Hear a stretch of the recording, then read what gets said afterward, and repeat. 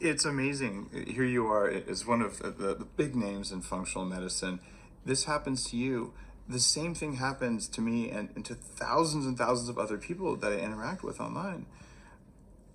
I did everything I could with normal Western medicine, and it had no effect on my weight, no effect on the constant muscle pain, all those things.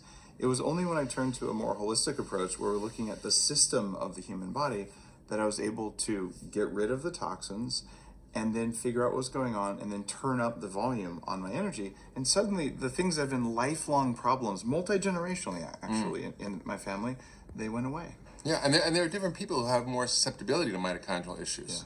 I did. I found a gene that I had that made me more susceptible, but you can actually fix that by optimizing the way your genes are turned on or off and by dealing with this mitochondrial issue.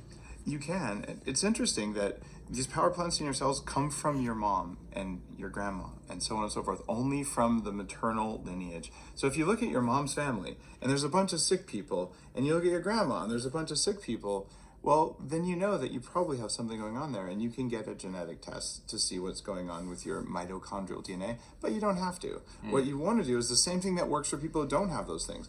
Expose yourself to less toxins, eat more of the right kinds of fat, and don't eat junk food, don't eat processed food, and don't eat sugar, grains, corn syrup, artificial colorings, NutraSweet and aspartame, and Monsanto's general set of things, and you will feel amazing. Yeah, it's powerful. So you hit upon a lot of things that are actually poisoning the mitochondria. Environmental toxins, they call them metals like lead, mercury, persistent organic pollutants, which are all the chemicals we're exposed to, anything that drives inflammation, mostly sugar and processed food, our refined oils, right? These are powerful things that we're exposed to every day that we have no awareness of. And the sad thing is that this is the future of medicine. And yet most doctors, when you go to them, say, I don't know what's causing this. Or they'll say, I don't even know about mitochondria. I don't know how to diagnose mitochondrial problems. I don't know how to treat mitochondrial problems. But there's a huge science around this, right? So you talk a lot about that in your book, and you help us understand that this is not just some crazy idea. This is actually the future of how we're going to be treating patients.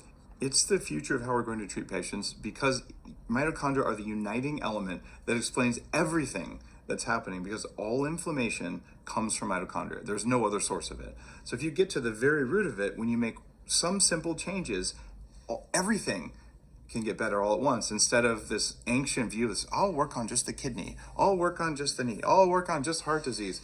Well, if you fix heart disease and cause cancer, which is also mitochondrial at the same time, like some common large research organizations that we know about are doing, it doesn't work. You have to do everything, and the only way to do everything is to go down to the root cause. And the root cause is your body is not converting food and oxygen into energy for you to go out and be who you're capable of being. And we can fix that now because we understand that system. It is hackable. Yeah, that's true. You mentioned food and oxygen, which is really what your mitochondria do. They take oxygen and food and produce energy that runs every system in your body.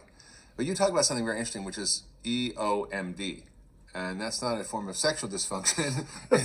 It's actually a real thing that we can actually understand by looking at little kids. A little 2-year-old running around like crazy, never stops, always curious. Someone who's 80 is sitting in a chair not doing anything. And that's because of their mitochondria. It is. So what is early onset mitochondrial dysfunction? This is something that definitely affected me even since I was a kid. And it's what happens when you're old, when you're young. You start making energy like an 80-year-old when you're 5 or 10 or 15 or any time under 40. And half of people under 40 now have this problem. It's like when you get a new phone, you make calls on it all day, and when you're ready for bed, there's still battery left. Like, this is so amazing. And 6 months later, after you've charged it a few times, it's dead by 3 o'clock, just like you. Right? It's the same thing. It's actually using the same kind of electrons that our bodies use. It gets them from a different source. Well, what if you could fix that? And even better yet, my goal, and this is going to sound big, is I believe it's possible for me to live to at least 180 years old. All right, I'm down with that. I'm coming to your birthday party. All right. See, I love that. It's probably possible. And the secret to doing that is causing my mitochondria to die when they're weak, so they'll grow new ones, and giving them all the raw materials they need to make healthy, strong, amazing mitochondria, and not doing things that damage them regularly. And by doing that and all the other anti-aging things that I've been doing for 20 years, maybe I'll only make 140, but I'm going to die trying. That's great.